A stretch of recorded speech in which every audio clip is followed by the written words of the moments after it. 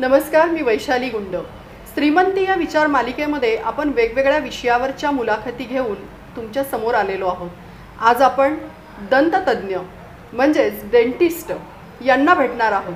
पंडित दीनदयाल उपाध्याय महाविद्यालयाचे principal doctor Rajendra बिरंगणे यांच्याशी आपण बातचीत करणार आहोत. सर नमस्कार. नमस्कार. खरं तर दात म्हटलं की दातात राहणं किंवा दाताखाली येणं असे वाक्यप्रचार आपण ऐकत असतो. बऱ्याचदा दाताचं दुखणं हे खूप त्रासदायक असतं. आज आम्ही त्यासाठीच तुम्हाला गाठलं आहे. दंतचिकित्सा म्हणजे दाताची काळजी घेणं हे गरजेचंच आहे का? नाही, निश्चितच दाताची चिकित्सा म्हणा किंवा काळजी घेणं हे खूप गरजेचं आहे. दात हा शरीरातला सर्वात महत्त्वाचा अवयव आहे.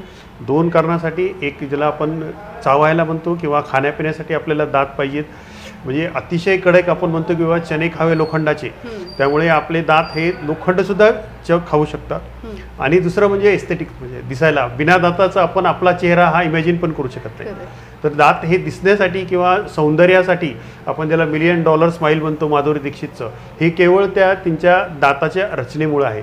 आणि बऱ्याच वेळेला हे असं स्माईल डिझाईन आपण ह्या आपल्या दंतरोग तज्ज्ञामध्ये तयार करू शकतो किंवा एक स्माईल डिझाईन पण तयार करू शकतो. दाताचं दुखणं हे खूपच आहे. आम्ही जसं आपण इन जनरल बघितलं तर मी तुम्हाला सांगू इच्छितो की सरदारजीनंतर सगळ्यात जास्त विनोद हे डेंटिस्टवर असतं. आणि आपण म्हणतो आम्ही विनोदाने म्हणतो की बाबा दात वर्षातून 2दाच दुखतो, पण एकदा दुखायला लागल्यावर 6 महिने थांबत नाही. म्हणजे जवळजवळ वर्षभर एकदा दात दुखला की त्याची प्रोसिजर हे ते 6 वर्षभर दुखत नाही. फक्त काय होतं की निसर्गाने जसं आपल्याला एकच आवय दिला, 1-2 हात दिलेत, हे दिलेत, तसे दात मात्र भरघोस 32 दिलेत. त्यामुळे एक दात इकडचा दुखायला लागला की आपण कधी या दाताने जेवतो, इकडचा दुखायला लागला तर तिकडचा दुखायला लागला. तर त्याप्रमाणे आपण बऱ्याच वेळेला असं होतं की जोपर्यंत आमच्याकडे रुग्ण येतो तेव्हाच त्याच्या दातामध्ये कमीत कमी 5-6 दातामध्ये तरी त्यांच्या तोंडामध्ये प्रॉब्लेम झालेला असतो. हे केवळ निष्काळजीपणामुळे. त्यामुळे आणि एकदा दाताचं दुखणं सुरू झालं की मग त्याचं जेवण जातं, त्याची झोप जाती, त्याचं कॉन्सन्ट्रेशन जातं, त्याचं पोटाचे आजार सुरू होतात, पचन होत नाही. त्यामुळे एका दाताच्या दुखण्यामुळे बऱ्याच शारीरिक व्याधीसुद्धा होऊ शकतात. तुम्ही आत्ता सांगितलं की 5-6 दातसुद्धा दुखत असतात. खरं तर आम्ही लहानपणी ऐकायचो की एक घास 32 वेळा चावून खाल्ला पाहिजे.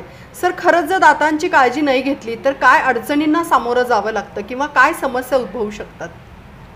दाताची जर काळजी व्यवस्थित नाही घेतली तर 2 समस्या मुख्यतः आहेत. एक म्हणजे दात किडणे, आणि तो दात किडायला लागला की दुखायला लागतो. आणि दुसरं म्हणजे हिरडीचे आजार. मग हिरडीतून रक्त येणे, पू येणे आणि कालांतराने तो दात हालायला लागतो.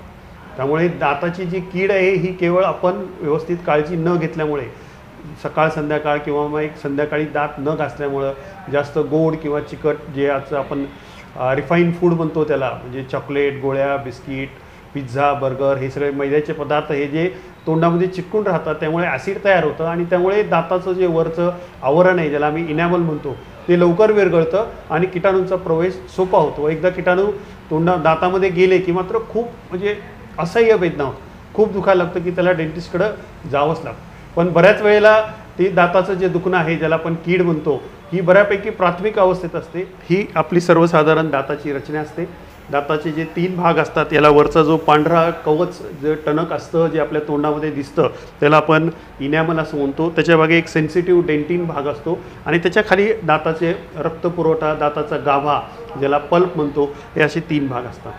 दाताची ज्यावेळेस कीड सुरू होते, हे ॲसिड तयार झाल्यामुळं, न स्वच्छ केल्यामुळं तिथे अन्नकण अडकायला लागतात, ते अन्नकण कुजतात आणि त्याच्यामध्ये हळूहळू दाताचं जे आवरण आहे, जे इनॅमल आहे, हे विरघळायला लागतं आणि दाताची कीड सुरू होते. कीड अशी सुरुवातीला ज्यावेळेस आपल्या तोंडामध्ये फक्त एक काळा डाग दिसतो दाताचा, तो डाग हळूहळू वाढत वाढत वाढत पहिल्या स्टेजला, दुसऱ्या स्टेजला, तिसऱ्या स्टेजला ज्यावेळेस इथं गाभ्यामध्ये वगैरे जातो त्यावेळेस मग दात दुखायला लागतो. मग दुखताना त्याला थंड, गोड, गरम, आंबट असे पदार्थ लागू देत नाही. असं लागलं की मग झिंजण्या यायला लागतात. सगळे ते झिंजण्या यायला लागल्या याचा अर्थच ती कीड ही खोल किंवा याच्यामध्ये गेलेली आहे. ही कीड ज्यावेळेस पहिल्या 2 अवस्थेत असते म्हणजे इनॅमल किंवा डेंटिनमध्ये, त्यावेळेस दाताचे उपचार हे फार सोपे आणि कमी खर्चिक असतात. म्हणजे फक्त हा एवढा जो किडलेला भाग आहे हा एवढा काढून आम्ही त्याच्या जागी जे काही सुटेबल मटेरियल असेल, म्हणजे चांदी असेल किंवा दाताच्या रंगाचं सिमेंट असेल ते भरतो आणि दात पूर्ववत कामाला लागू शकतो. इथे पण तसंच करू शकतो. पण इथं ज्यावेळेस 3ऱ्या किंवा 4थ्या स्टेजला दाताच्या गाभ्यामध्ये जर कीड गेली तर मात्र मग त्याला रूट कॅनल ट्रीटमेंट थोडीशी मोठी ट्रीटमेंट असते ज्यामध्ये आपण पूर्ण दाताचा गावाच काढून टाकतो आणि त्याच्या जागी औषध भरून मधल्या ह्याच्यामध्ये चांदी भरून वर एक टोपण बसवलं जातं.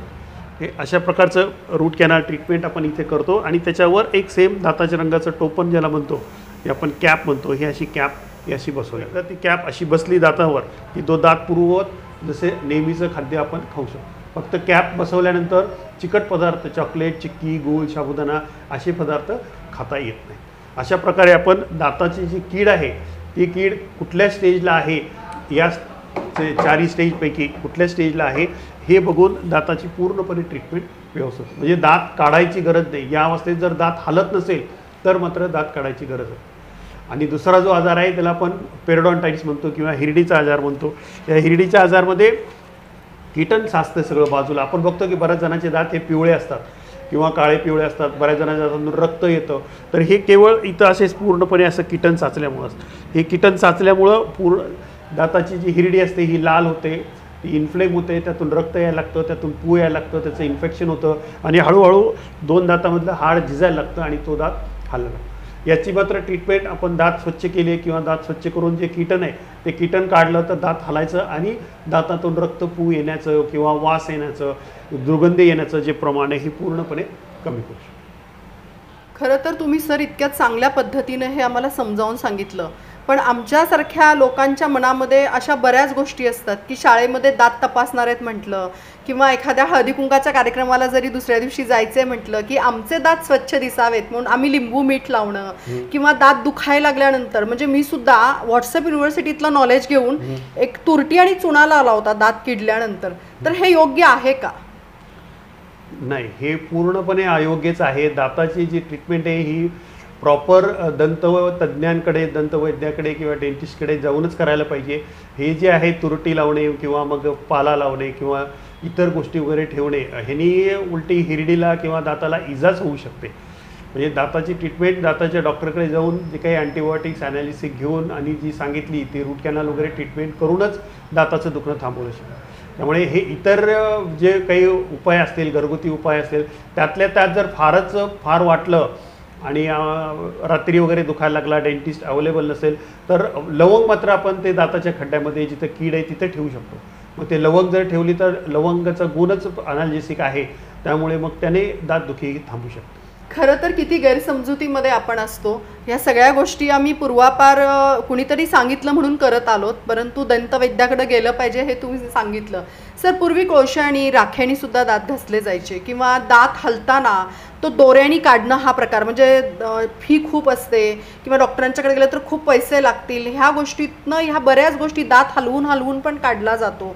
तर हे अयोग्य आहे हे मान्य आहे, पण हे दोऱ्याने काढणं किंवा ओढून काढणं याच्यामुळं काही इजा होऊन बाकीच्या बॉडी पार्ट्सला म्हणजे डोळ्याला किंवा हिरडीला काही त्रास होऊ शकतो का? आणि दुसरा प्रश्न असा आहे की जेव्हा म्हणजे कोळसा आणि राखेचं आत्ता मी बोलले, तर प्रत्येक जाहिरात करताना दाताच्या दंतमंजनची आणि पेस्टची, तर दंतमंजन योग्य आहे की पेस्ट योग्य आहे आणि कुठली वापरावी? म्हणजे इथे आपल्याला जाहिरात जरी नसेल करायची तर दंतमंजन योग्य आहे की पेस्ट योग्य आहे? योग्य आहे. दुसरा प्रश्न अगोदर घेऊ की दात स्वच्छ करायला आपण ब्रश वापरतो, पेस्ट वापरतो. आता आधुनिक अगोदरच्या काळामध्ये पावडर म्हणा किंवा त्याच्या अगोदरच्या काळामध्ये कोळसा घासून सुद्धा वगैरे दात घासायचे. त्याचे काहीतरी गुण अवगुण असतील, पण दात आपण स्वच्छ ज्यावेळेस करतो तो ह्यासाठी करतो की दोन दाताच्या ज्या फटी आहेत त्यामधले अन्नकण अडकतात. त्यामुळे ब्रश हा मस्ट. बाकी तुम्ही पेस्ट वापरा किंवा पावडर वापरा, हे दोन्ही ज्याला आपण लुब्रिकंट म्हणा किंवा वंगण एवढाच त्याचा उपयोग असतो.